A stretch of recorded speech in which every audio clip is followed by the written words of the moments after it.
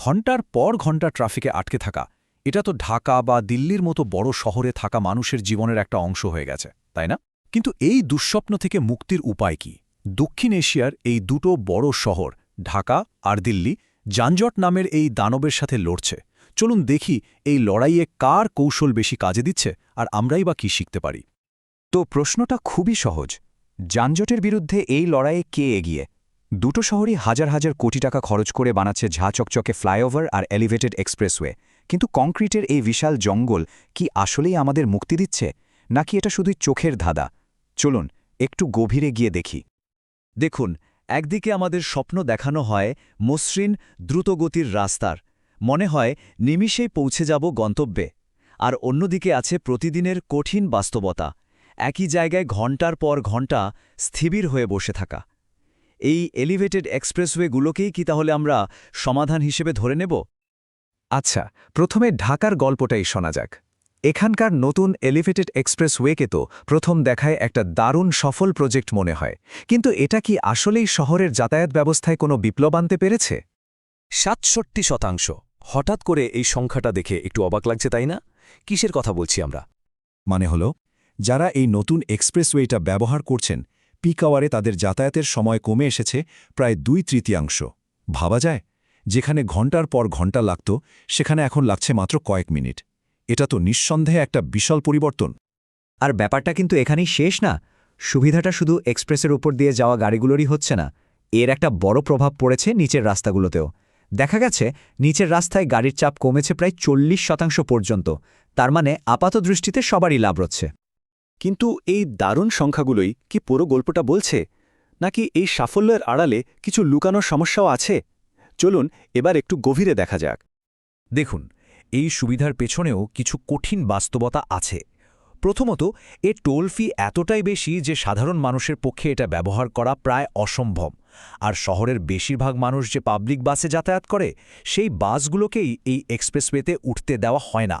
ফলে সুবিধাটা পাচ্ছে মূলত ব্যক্তিগত গাড়ির মালিকরাই। আর এক্সপ্রেসওয়ের এন্ট্রি আর এক্সিট পয়েন্টগুলোতে তৈরি হচ্ছে নতুন যানজটের জটলা। এবার চলুন একটু দিল্লির দিকে তাকাই।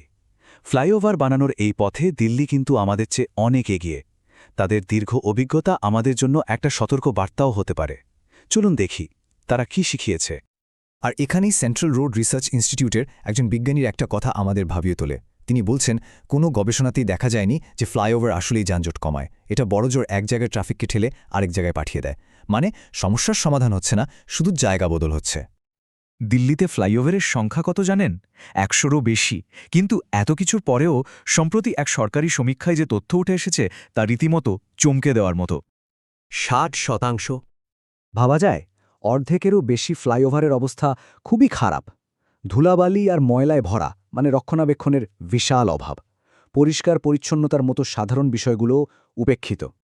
৩৭। মানে ৩৭টা ফ্লাইওভারের নিচে অবৈধ দোকান, বেআইনি পার্কিং, এমনকি মানুষের বসতিও গড়ে উঠেছে। এটা পরিষ্কারভাবে দেখিয়ে দেয় যে শুধু বিশাল কাঠামো বানালেই হয় না, সেটা ঠিকমতো যত্ন না নিলে তা শহরের জন্য নতুন বোঝা হয়ে দাঁড়ায়। আচ্ছা, অনেক তো আলাদা আলাদা করে দেখলাম।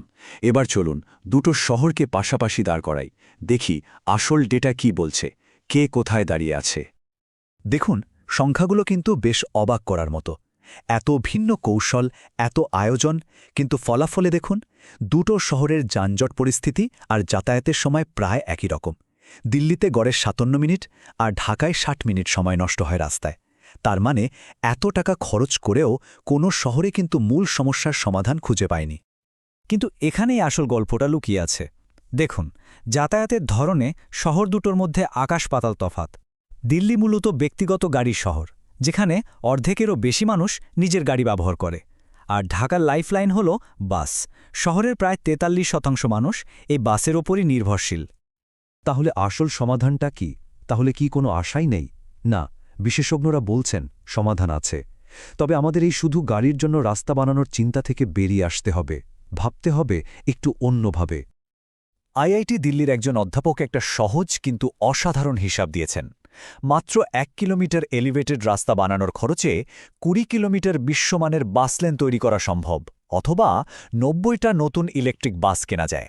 একবার ভাবুন তো, এতে কত বেশি মানুষ উপকৃত হতে পারে। তো বিষয়টা এসে দাঁড়াচ্ছে দুটো পথের মধ্যে একটাকে বেছে নেওয়ার, একদিকে গাড়ির জন্য শহর, আরেকদিকে মানুষের জন্য শহর। আমরা কি আরও ফ্লাইওভার বানিয়ে ব্যক্তিগত গাড়িকে সুবিধা দেব, নাকি ডেডিকেটেড বাস লেন, উন্নত পাবলিক ট্রান্সপোর্ট আর হাঁটার নিরাপদ পথ তৈরি করে সাধারণ মানুষকে অগ্রাধিকার দেব? শেষ পর্যন্ত প্রশ্নটা কিন্তু এটাই, আমাদের শহরগুলোর ভবিষ্যৎ কী হওয়া উচিত? এগুলো কি শুধু গাড়ির চলাচলের জন্য তৈরি হবে, নাকি মানুষের স্বাচ্ছন্দ্য আর সুবিধার কথা ভেবে গড়ে উঠবে? এই পুরো ব্যাপারটা নিয়ে আপনাদের কি মত? আমাদের নগর পরিবহনের ভবিষ্যৎ কেমন হওয়া উচিত বলে মনে করেন? আপনার ভাবনাগুলো আমাদের কমেন্ট সেকশনে জানাতে পারেন। আমাদের চারপাশের পৃথিবীকে বদলে দেওয়া এমন সব জটিল বিষয় নিয়ে আরও সহজ বিশ্লেষণ দেখতে চাইলে আমাদের চ্যানেলে সাবস্ক্রাইব করুন।